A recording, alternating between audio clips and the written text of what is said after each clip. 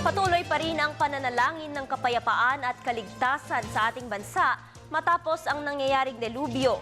Ilang grupo ang muli ay nagsagawa ng interfaith rally. Balitaan mo kami, Benj Bondo. Ang panalangin bilang sandata laban sa katiwalian at kaguluhan upang isulong ang kapayapaan sa ating bayan. Ito ang diwang ng ibabaw sa isang interfaith prayer rally na pinamagatang Giyera kontra sa baboy, hindi sa kapwa Pinoy.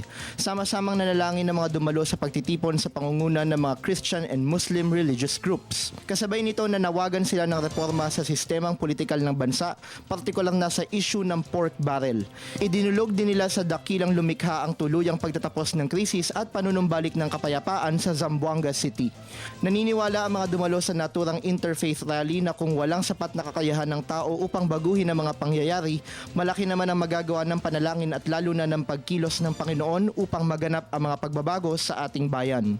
Ang prayer is the most powerful tool dahil lumalapit ka sa Diyos. Ang Diyos ang may hawak ng lahat at ang mga kaisip ng mga puso ng tao, ang sabi nga Diyos, the king's heart is in the hand of the Lord and He can direct it like a water course kung saan niya gusto. Kaya ang pananalangin is a powerful weapon na pwede natin gamitin dahil ang Diyos ang ating hinihingan ng kanyang tulong at pagtugon sa ating kalagayan.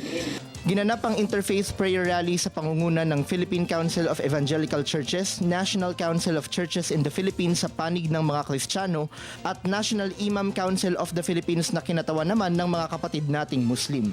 Magkakaiba man ang ating paniniwala at pananampalataya, hindi ito hadlang upang tayo ay sama-samang kumilos para sa kapayapaan at pagkakaisa. Para sa Telebisyon ng Bayan, Benj Bondo.